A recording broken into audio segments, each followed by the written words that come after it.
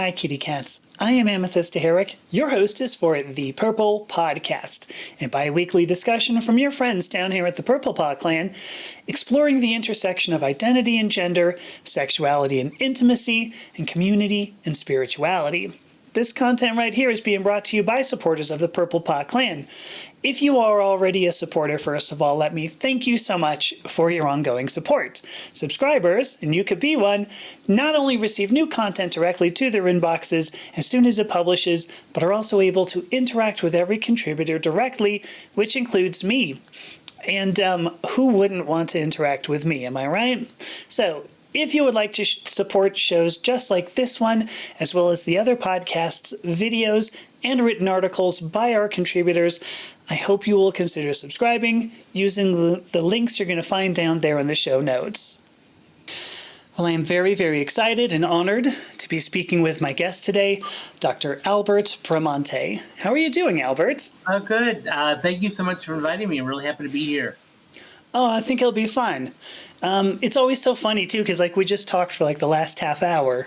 It's always funny for me to go, so how are you doing? Which I probably could have asked half an hour ago. Yeah.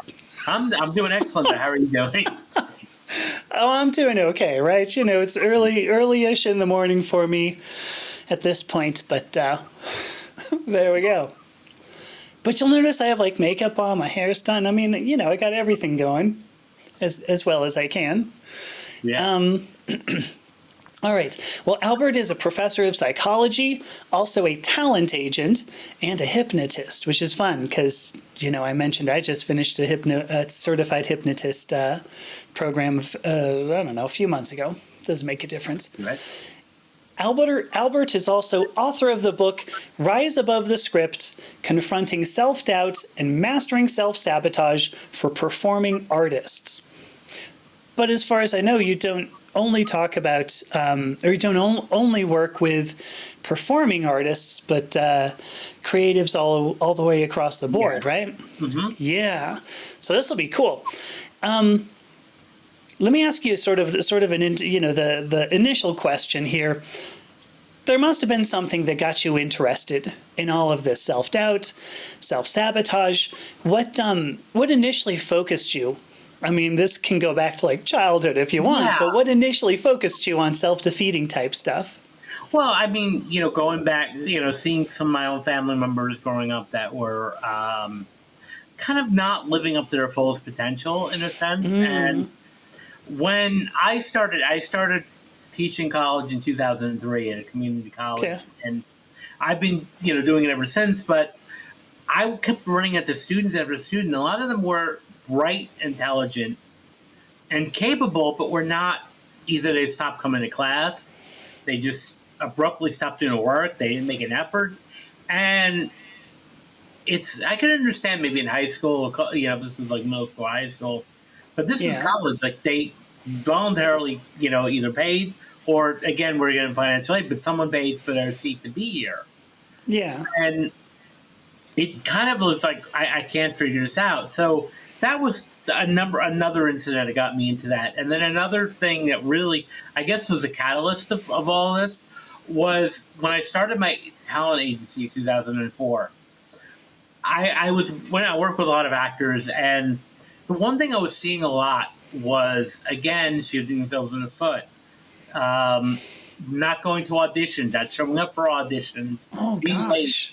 You know, and so many things, but yet was ironic or, you know, kind of odd to think about was their verbal actions were telling me one story, but their, you know, actions were telling me another. I couldn't figure out why were these actors self-sabotaging, yet they were telling me how much they wanted to work. So what was really happening here? And that's what really got me to start to focus on, you know, self-sabotage. So when I was in my Ph.D. program, it came time for obviously to do dissertation work. And my advisors were, when I went to school, had, you know, kind of suggested that we should pick topics that we are really passionate about, or a burning question. Yeah. And so my burning question is, what's up with these damn actors? Why are they self-sabotaging? And so one of my advisors were like, this is great.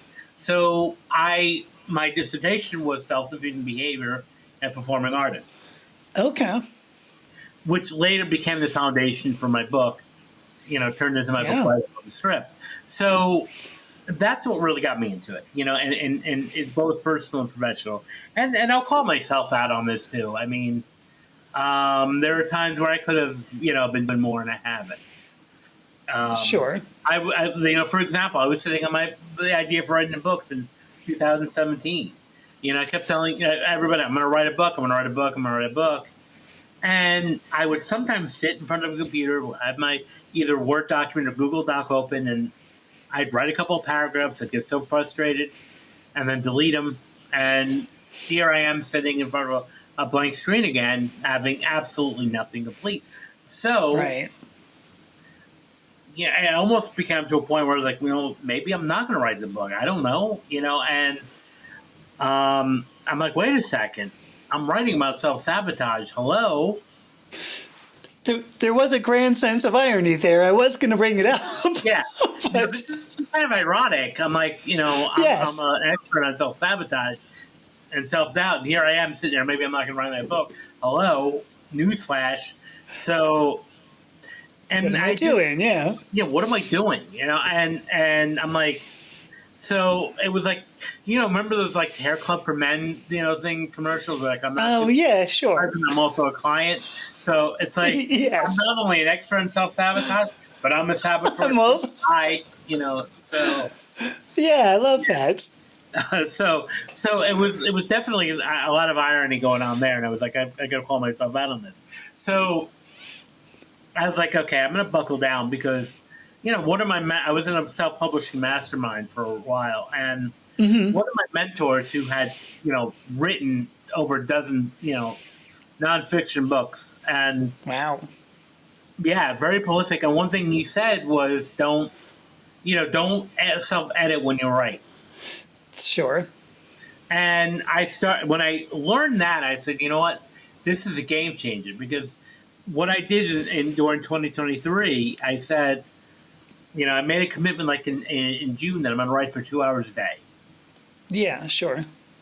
And I just did this massive like brain dump for hours, for the entire summer, where I just wrote things out, and then I sat for about a week or so and organized everything into a more coherent structure, and then I had a manuscript. Yeah. And then I went back to self-edit. Now, of course, when you have a manuscript out, you're not going to hit delete all of it. So Right. I did some self-edits, and then I said, you know what?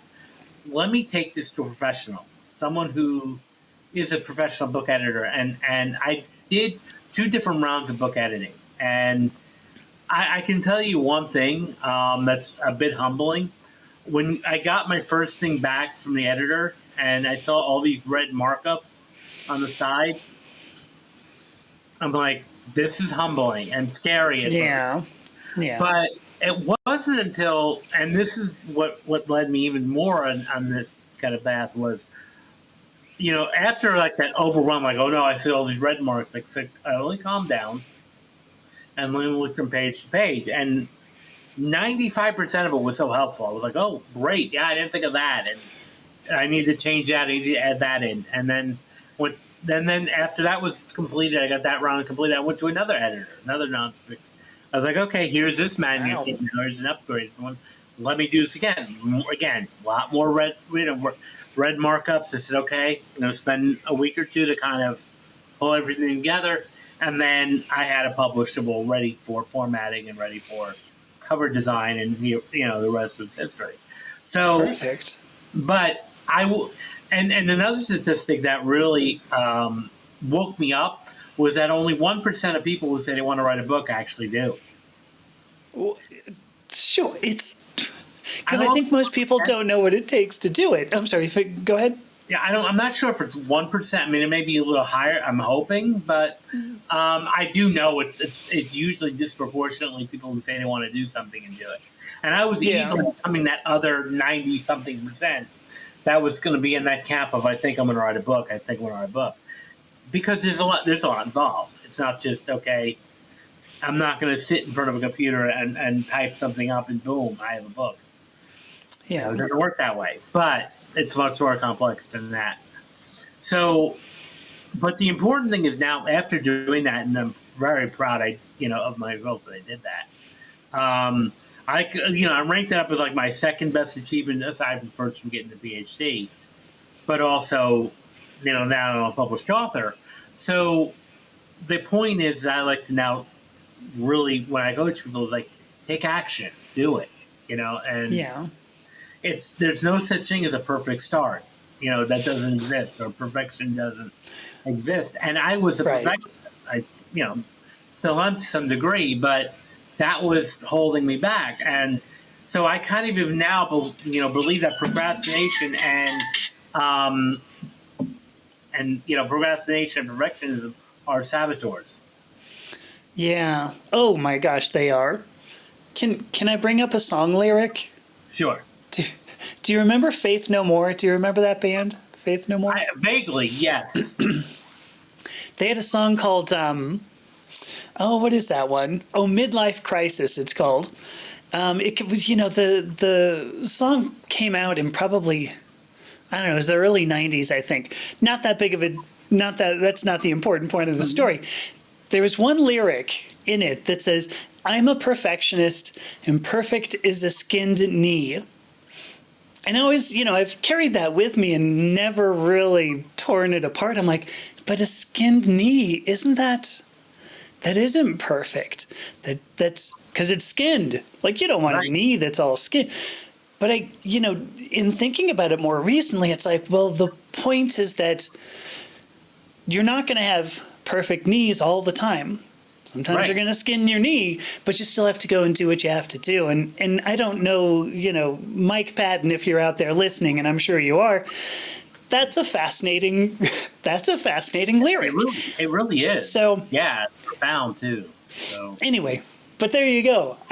That's one of the things that I've sort of, in thinking about my own perfectionist streak, that I have to keep returning to. So that's an excellent observation on your part. Can I ask it? This is way off topic, but how did you end up founding a talent agency? Would you have like a bunch of actor friends? Part of it, partly yes. So when I was a sophomore in high school, I made a vow that I was going to major in psychology. Okay. I'll kind of say up front, I was definitely a different, type of child.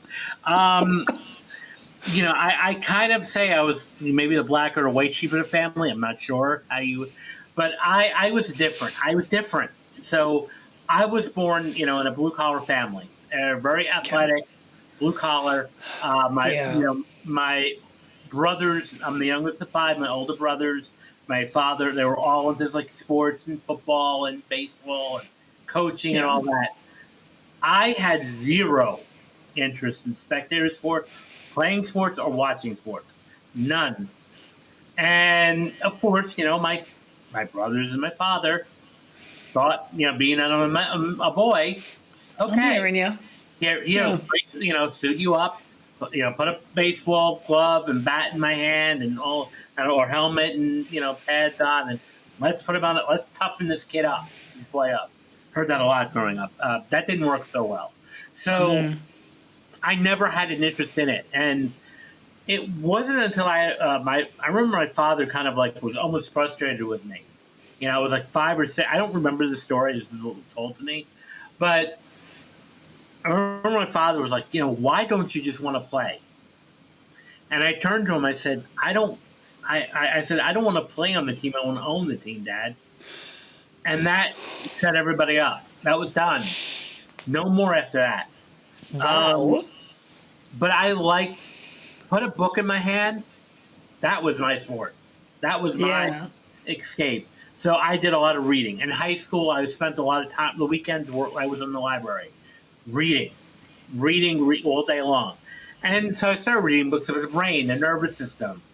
One of my favorite books in high school, again, this is the nerd, kind of a an uncommon book for a high school student was Feeling Good by David Burns. It was a CBT, one of the primaries to see modern day cognitive behavioral therapy. Wow. Okay. So it was a good book, and so it was like one of my favorites. And I read that over and over again when I was in high school. And then, of course, I read Dale Carnegie's How to Win Friends and Influence People, which is another class. Sure. Yeah. So I just love this. I was like, this is heaven. Where can I sign up for more? So I was like, I think I want to be a psychologist. This is like the end of my sophomore year in high school. So again, and of course, my family, of course, at first like, well, my son's going to be a doctor, going to become a doctor. So they weren't too thrilled when I said I'm going to major in psychology, because it was like, well. So anyway, I went to college. Now, I will also say this: I have very interest in the creative arts. So I was in a drama club in high school. I took some acting classes in college. I took some theater classes. And I'll be honest with you, like when I would hang out with theater kids, like I love these people. I feel so much, at home. Wow. Okay. The theater kids, even though I wasn't really necessarily into acting at that time. So then after I finished my master's degree, I made some contacts, and I found myself right around 9/11. So I found myself kind of work, on the ground, helping some people we were doing some volunteer work. And so I started making a lot of actors were in this part of the group. It was a lot more into like healing arts that were kind of like donating their services.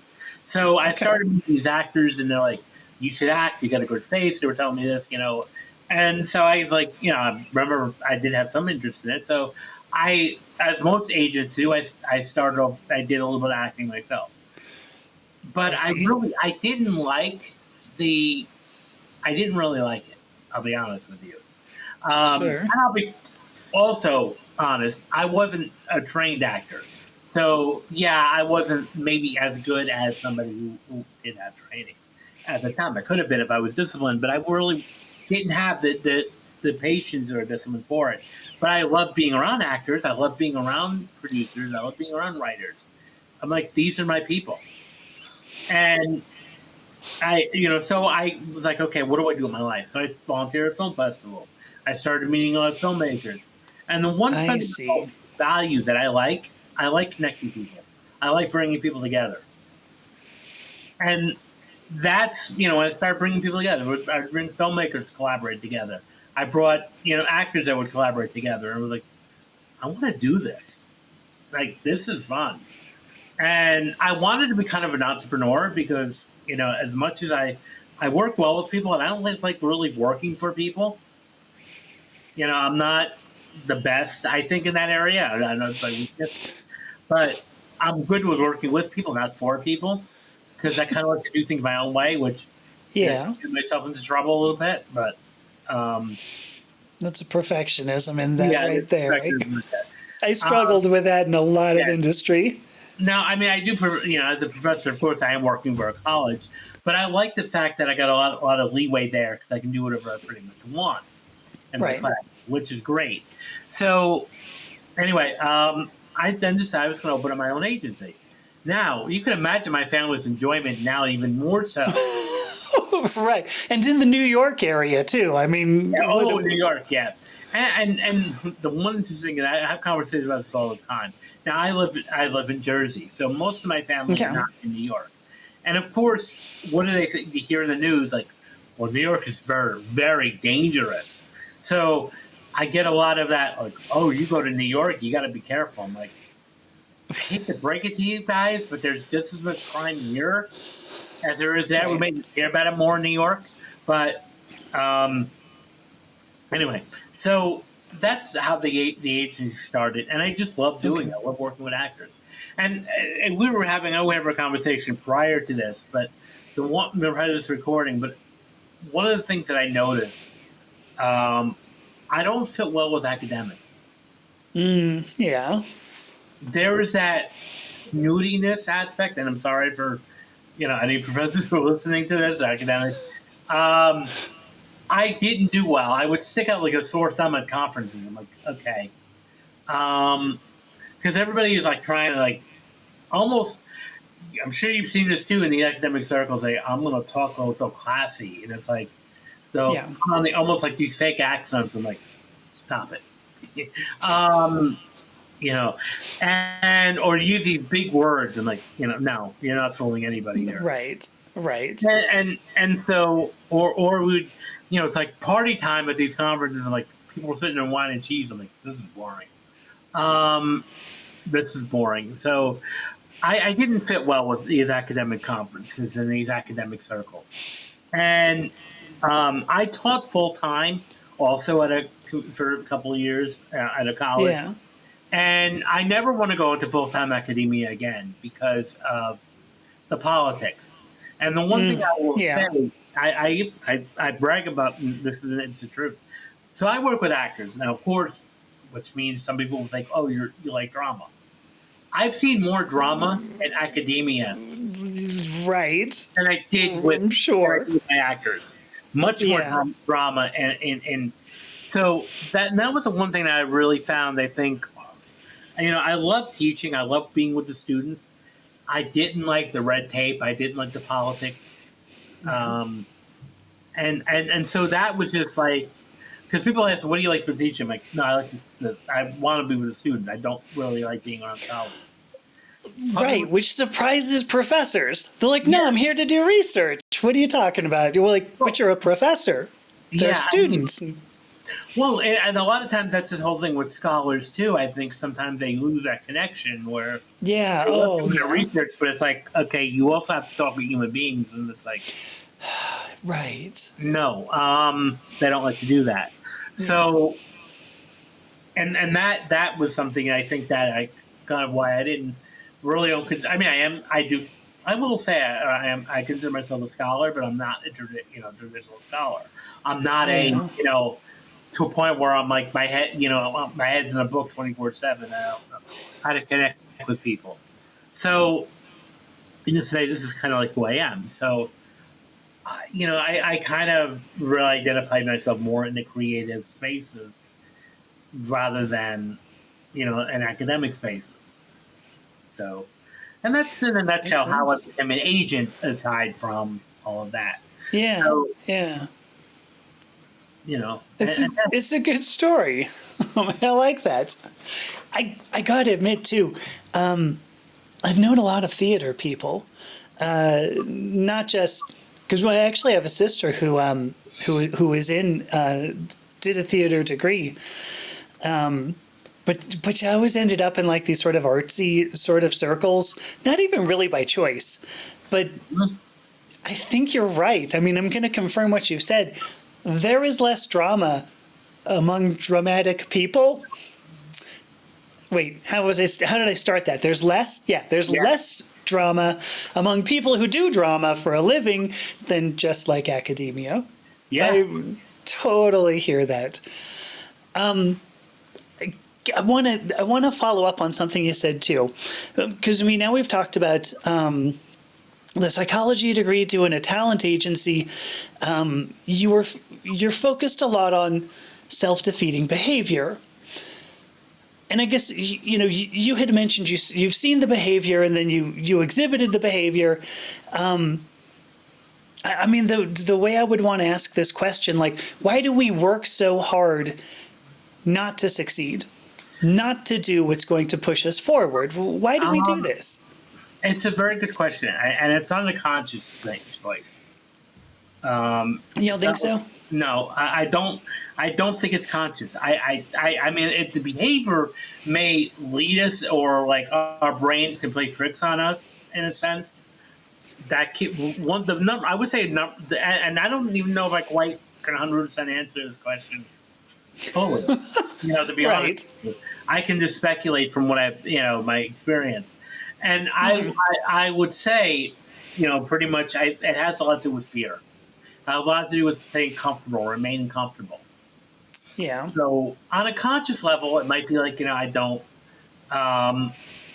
these opportunities may seem like a waste of time, or, or I'm not. I don't believe I'm trained enough, or I don't believe I'm capable enough, and so Right. it's safer a lot of times to stay in the status quo area, which means I'm just going to go along to get along, and Yeah. we don't live our fullest potential that way. So, but it's definitely got to do with fear. Now, fear is a very important emotion, and it's a neurological process. And when people say I want to be fearless, I'm like, that's not possible. Sure. Because if we didn't have fear, our species would have been extinct a long time ago. Sure. Yeah. And so, in our hunter-gathering days, in our caveman days, our brain had one purpose: keep us alive, and until we reduce. Right. So that was it. And keeping us alive meant being high alert for any potential dangers. That's just, the purpose of our sympathetic nervous system. Keep us in alert and put us in fight or flight mode if we have to be. Now, of course, thousands of years later, in today's world, we don't really have the predators of what we had to worry about. But we have other things to worry about too now. Right. But yet our brain is still encoded back so it goes into this high alert mode sometimes for what might not really be a life-threatening situation, but our brains perceive it to be that way. Yeah. And therefore we avoid it. Yeah. So a lot of it has to do with just like even training our brain to say, look, I'm not in danger. Okay. I'm not in danger. Physical danger. So like my life is not in danger if I do. Yeah. If I go out and speak on a stage, I'm not in not in physical danger. Right. I was gonna forgive me. I was starting to interrupt you. I wonder. Like, I'm curious if this is the case. If we, do I want to put this? Because it's going to sound horrible. If we experienced more physical danger, like the reasons why our brains, because evolutionary psychologists will say that things like anxiety and fear, depression, even dissociation, that these are evolutionarily advantageous, that these were skills that we evolved to have because that's what allowed us to evolve. If we had more physical danger in our lives, would that, I'm just going to say it flat out because it's going to sound so horrible. If we had more physical danger in our lives, would we be better off?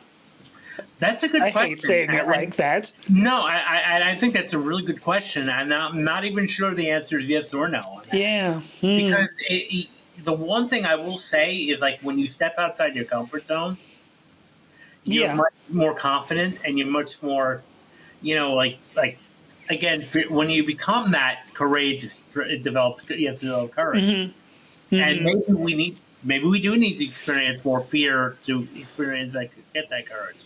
Because a lot of people think that, being courageous is absence of fear. It's not. It's being able to face fear.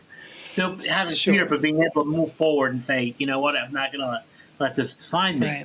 Right. So the one thing, what psychologists will tell you is when you want to overcome a fear, you have to sometimes just face it and go, Band-Aid off. So one of my trainers used to, one of my NLP hypnosis trainers used to run a 2 or 3 day, masterclass on public speaking. First class in New York City. The first exercise was you had to go out on town, go to a mall, and completely act bonkers. Okay. Like really do some outlandish stuff. And it would terrify people. People were terrified to do this, but they did it. Sure. And those who did do it, when they walked back in, and they were so much more confident on stage.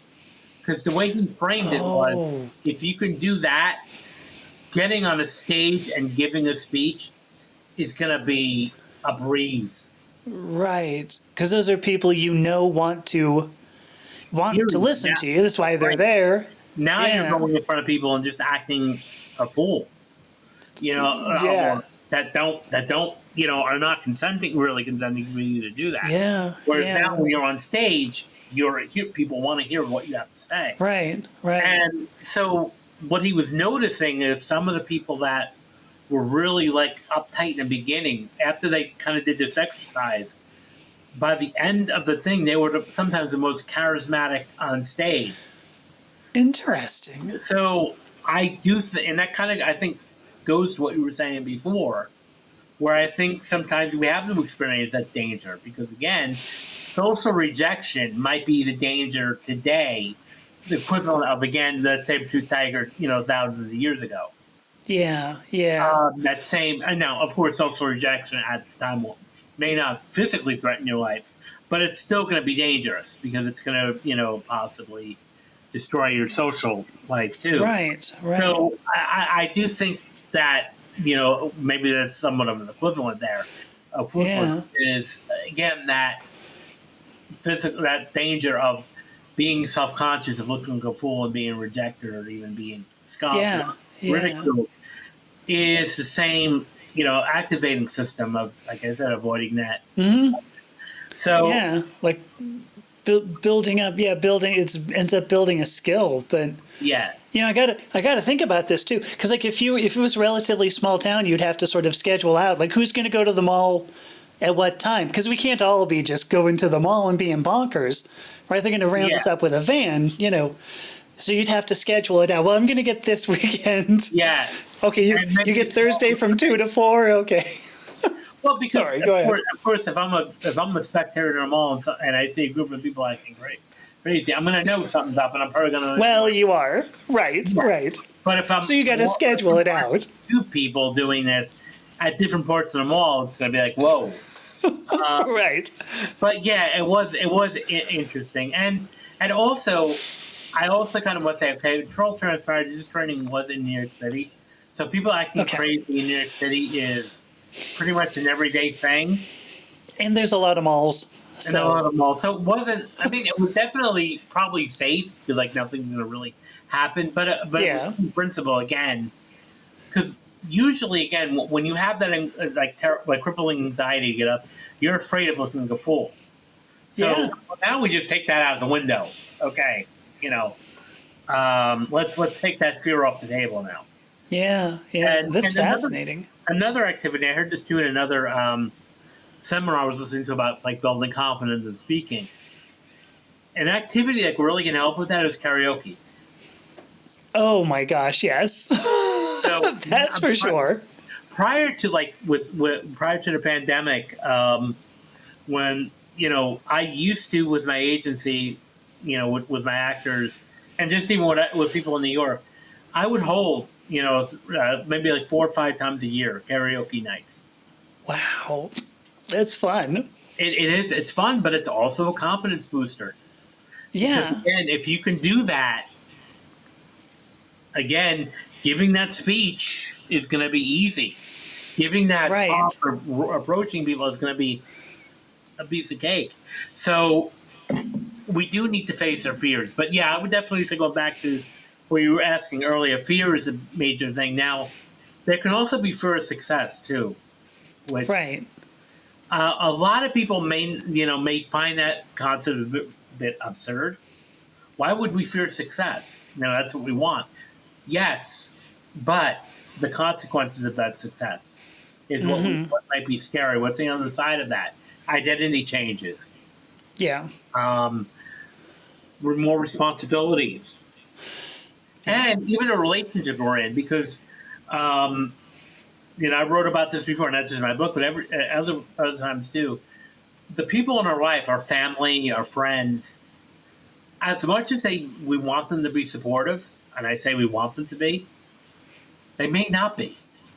They may turn their back on us because they're threatened in their own insecurity. Come on. Our family may not be supportive. This is new news. I know that. News.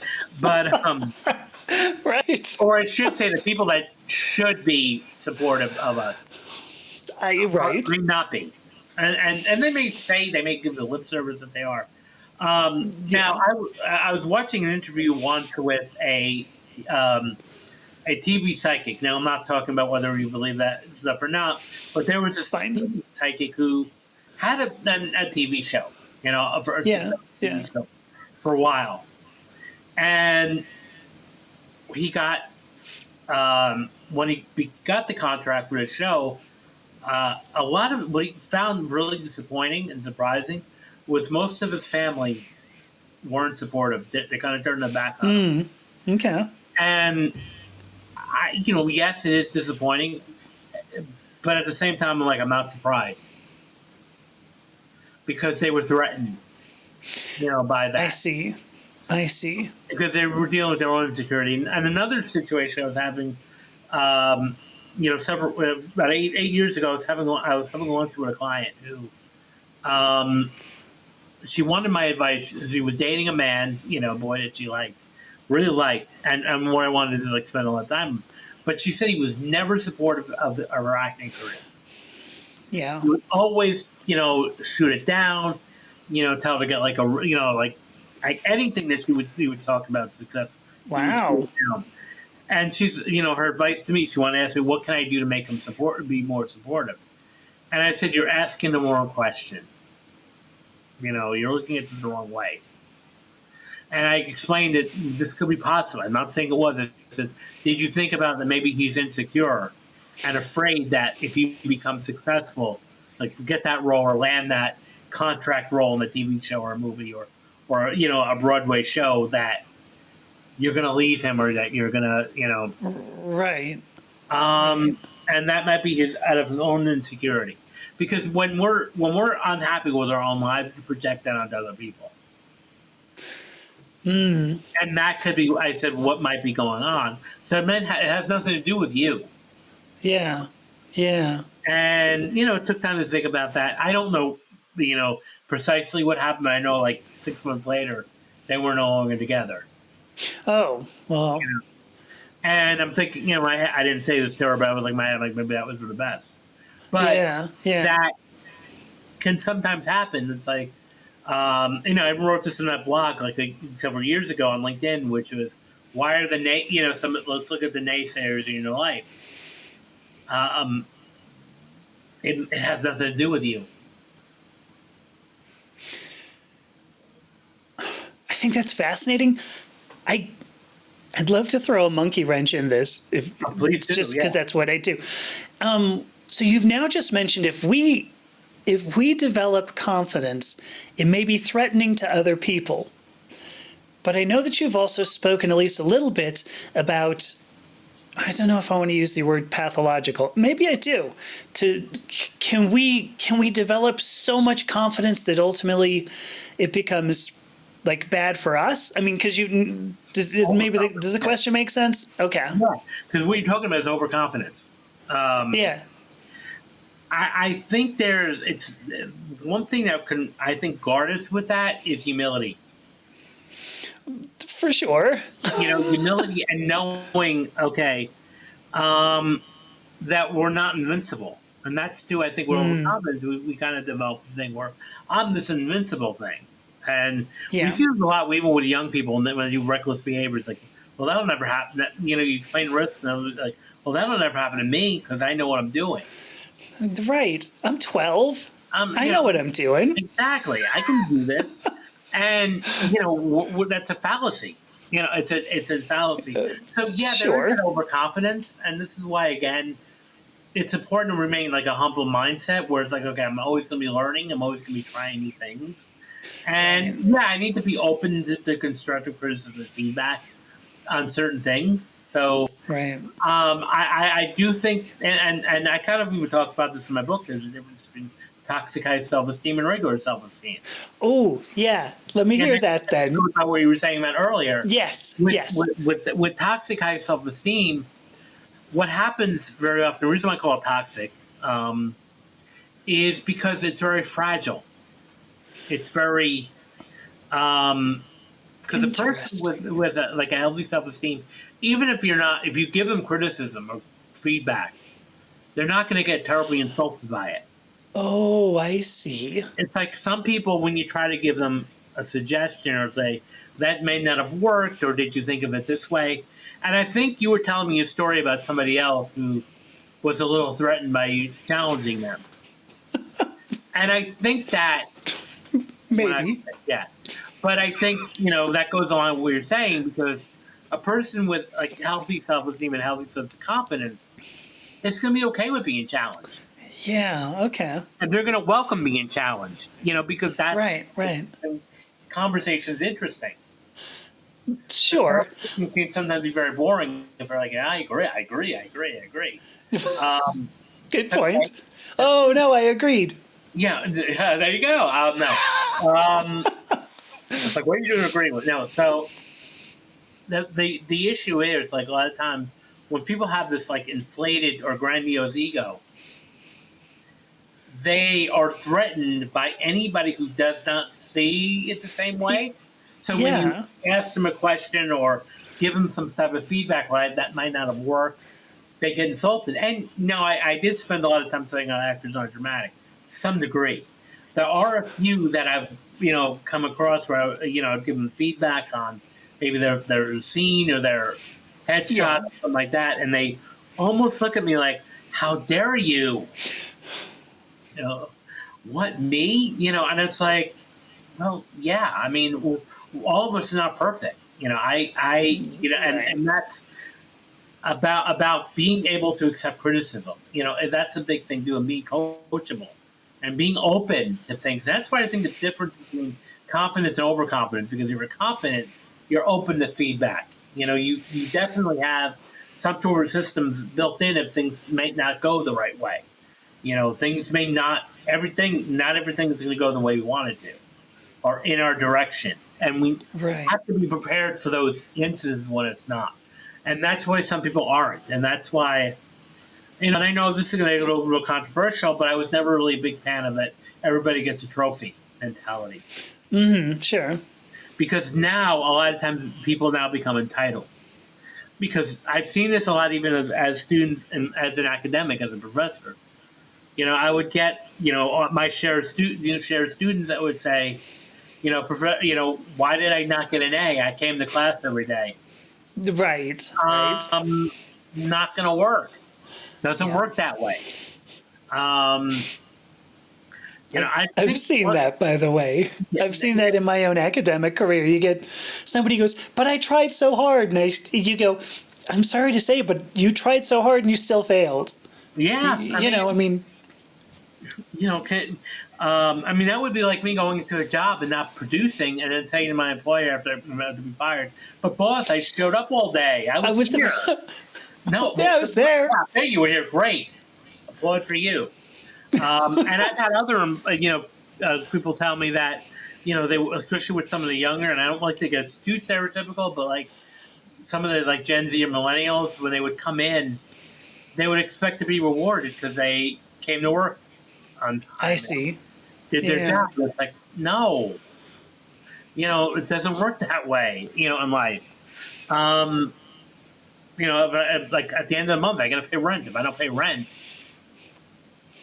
no matter what, I could go to my landlord, but I'm trying to get a job. True. No. Yeah. Sorry. I mean, maybe once in a while there might be a little bit of a grace period, but no, that's not how it works. So. Right. Yeah, I also kind of like those are self-saboteurs too, like the the high self-esteem. Like sometimes self-esteem can be too high that it actually holds you back. Right. Though I've got to wonder too, is it accurate to call that self-esteem if it's that fragile? Let me stop talking. Go ahead. No, and that's an argument too. I mean, high self-esteem. I mean, toxic high self-esteem can be a bit of an oxymoron, but it's like, because I might sometimes even refer to that as low self-esteem, even though it's just reflected differently. Yeah, right. Because there's a high degree, even in, and I'm going to get a little clinical flavor, like narcissism and depression.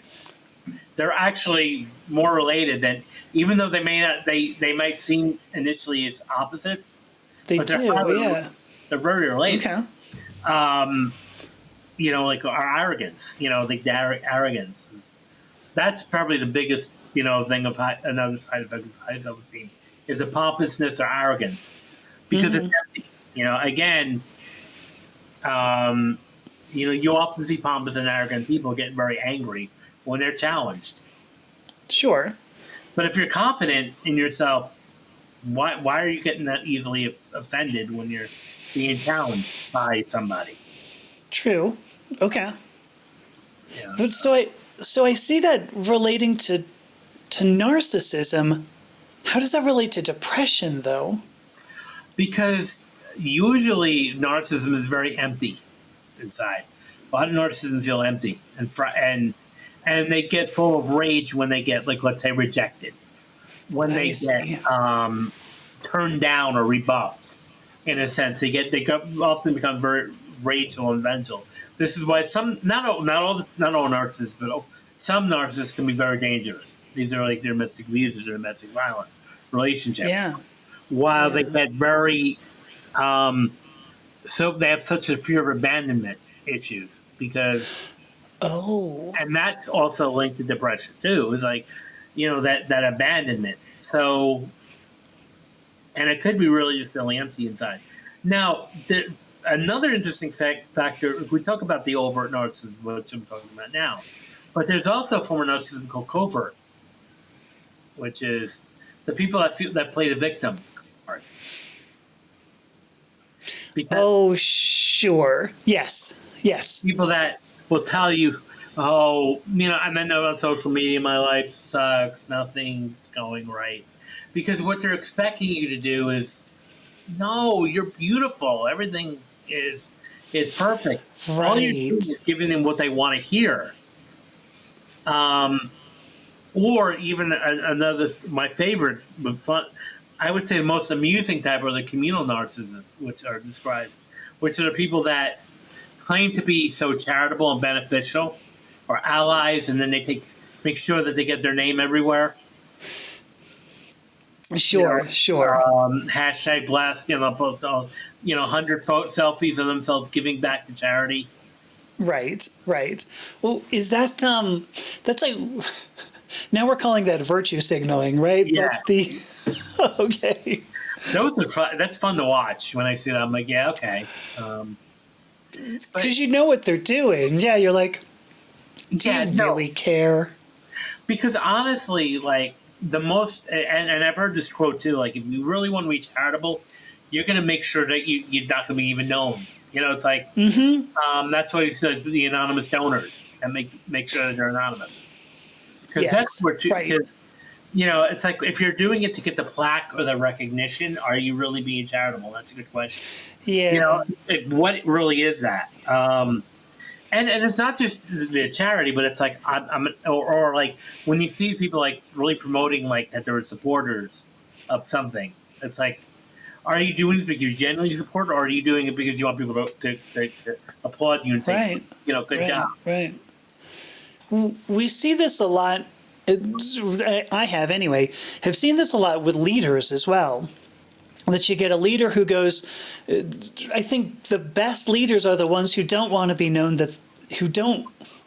what you said, they don't want it to be known that they're doing much leadership. Right. That a good leader goes, well, it's these people who did the work. And I mean, you see this, I think we kind of see this all over politics. I don't know if we need to mention too many names right now. Right. But it's a leadership thing too. Absolutely. No, we see that a lot too. A lot of people just really become so head into with being a leader. It's like that they're not humble. Or they don't. They don't practice what they really think, or they want to make sure everybody knows that they're a leader. That they want to know. They want everyone to know that they're leading. Right. Look at me leading. Look at me leading. Like, yeah. No, because true leadership is not about you. Right. It's about, supporting whoever it is that you're working with. Yeah. But yeah, absolutely. That's a good point. I always found it fascinating when, like Jack Welch is a great example, where it's like, wrote a bunch of books on leadership, that says, look at how great of a leader I am. And it's like, I don't know, because now you're telling me you're a good leader, and I kind of start to wonder on it. But Yeah. I have a little bit of a curveball that I want to ask you, and I don't, if you end up just going, look, I don't know, that's fine. But when you look at the queer community, and I have no idea if you're part of it, and you don't have to mention, but we transgender women in particular, and maybe you've noticed there's not a lot of love being given to the transgender women these days.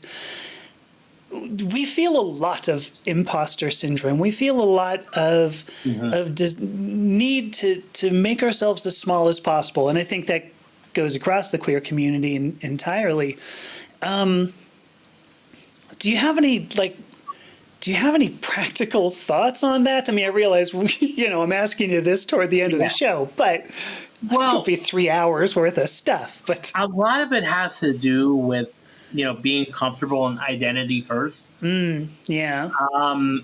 And it's difficult to do that. I don't really know if I have I don't really know if I could have the answer to that, or I'm qualified to be fully transparent in that. But I will say that the first thing is you're really be comfortable with who you are, because again, you may not get that validation from the external world. And it's all about becoming confident we don't. in yourself, and that's sort of like what that is like.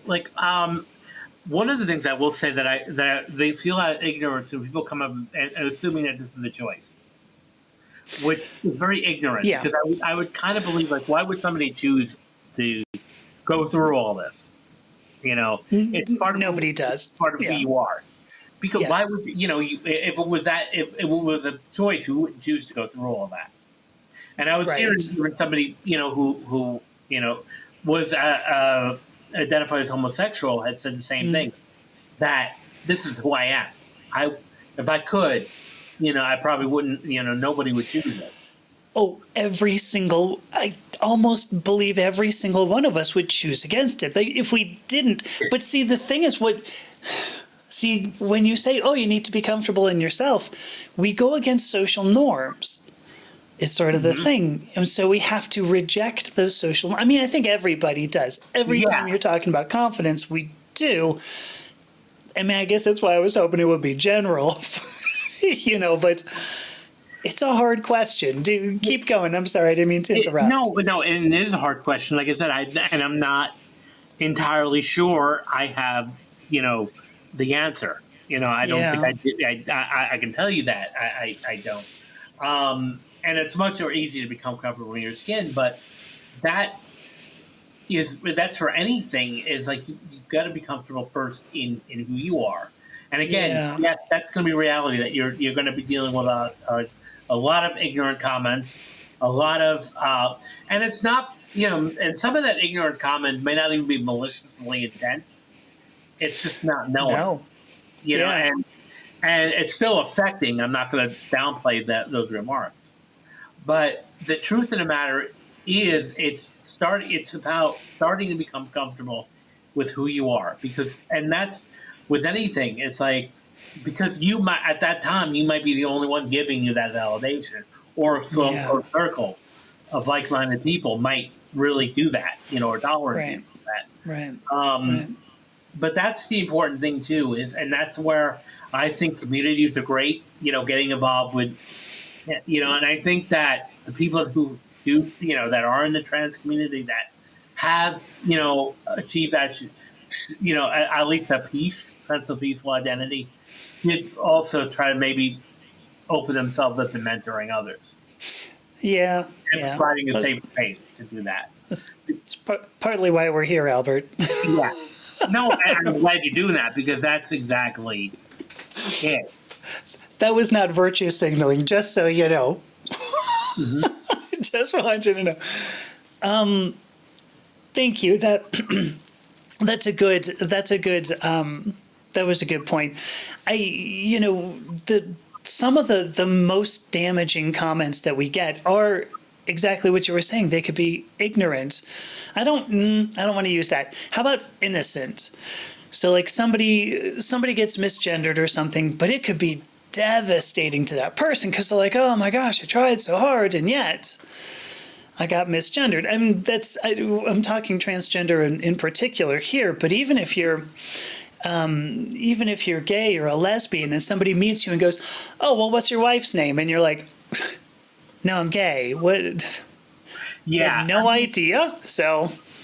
Well, and a lot of times because and I've been in other even having class discussions where people be talking like my partner, and it was like maybe a guy like I remember one time I was having a discussion about relationships, and this male student kept saying, my partner, and then another female student, turned around and said, "Oh, can you tell me her name?" Right? It was innocent. It was innocent, and even he tried to retain it, but he's like, it's another man, and right. I think that's we just have that bias sometimes where it's okay. When I was growing up, I don't really see it now, but the stereotype I saw with like LGBT people was, one person had to be the man and one person had to be the woman in a relationship. Yeah, I'm like, okay, that doesn't make now looking at it, it doesn't make zero sense. No. What do you mean by that? Like, who's the man or who's the woman? Yeah. Because if that's the case, you'd be in a heterosexual relationship. Right. What would be the point? Yeah, to be clear. Yeah. So. And then even in my space with in the theater world and the acting world, I'm sure this is there's a lot of misconceptions on TV. Surprising. And a few years ago, I don't know if there was a TV show about transgender on FX that came out. I think it was Pulse or something like that. And okay. I remember some people were like, "Oh, this is great that the trans community is being validated," and then you have people in the trans community going like, "This is nothing like like the community. Real life." And I'm like, that doesn't surprise me because a lot of times it's stereotypes. And I remember one time I actually almost wanted to email the casting director, the producer, and say, okay, I need clarification on this because I want to break down for a non-binary female. I mean, it's a okay. So what is that? I'm like, excuse me. I mean, I know I'm well up to date. I'm like, well, what is a non-binary female? Right. Non-binary is not male or female, identifying. I mean, they're using both a gender term and a sex term at the same time. So yeah, I guess you go, but they are hoping for maybe a feminine non-binary person, and I get the point. But yeah, it's what you could say is maybe female presenting, non-binary. Well, sure. Maybe that might be point. Easier to say female presenting, like someone who, because I have if you want somebody non-binary, just get somebody non-binary. Like who the hell cares what Exactly. Because I would think if you don't really care about the gender, it was what you're trying to, at least attempting to say initially in the first word of that you're not looking for someone who, but I think because I have a lot of I do have some. Actors on my roster identify as non-binary, and sure, we have conversations of like, okay, so what are you comfortable being submitted by? Some of them only want non-binary roles or trans roles, or others like if they're female presenting or male presenting, said I don't mind going with cisgender roles. In that, because it's still not really in total mainstream yet, or I'll still see, we're looking for a trans character, must be flamboyant. I'm like, why? I mean, can't that just be acting anyway? What? Yeah, I mean, can it just be a normal person who's trans? I mean, why does it have to be fun?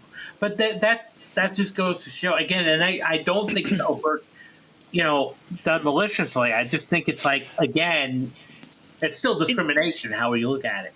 It is. It is. I remember, and it's Go ahead. No, go ahead. This is an ethnic stereotype. I remember I had a client at the time, very good narrator voice, and she was, got hired to do this campaign for a telecom company. And I remember she called me very outrageous because they told her, she's black, African American, black, and they told her in the thing after give a direction, we need you to be a bit more urban. Oh. And I just went, oh, okay. Ouch. Ouch. Yeah. And that was the whole thing too. Like, why? Because and it's like, okay. Because they're targeting people who would sound urban, right? I mean, we have such a weird world, Albert. Yeah. Such a weird world. Absolutely. I'm looking at the time. I think I could probably talk to you about this for another couple of hours, but we should probably start cutting it short. I love everything that you're talking about here. We didn't even talk about hypnosis, and I kind of wanted to, but there's going to be somebody listening who's going to go, I've got to go interact with Albert. Can you tell us how people can find you so that they can engage with you? Sure. Well, you could easily find me on LinkedIn. Okay. As well as my website, albertbramante.com. Feel free to reach out. I'd be happy to jump on a call with you. Cool. And, continue the conversation. Cool. I've got two other, so I've got links to a Facebook and an Instagram. Do you use those a lot? Or? Yes. Yeah. Okay. Yeah, I can definitely reach on those too. Okay. I put a link to your book. So, because, I think that's important. I'm glad that you've written, a whole book. I'm willing to bet that this is general enough that people, like anybody, would be able to. Absolutely. It's not just for actors. Yeah. No, I believe you. I believe you. So, all right. Well, thank you so much. I just want to say, thank you. This has been a great conversation.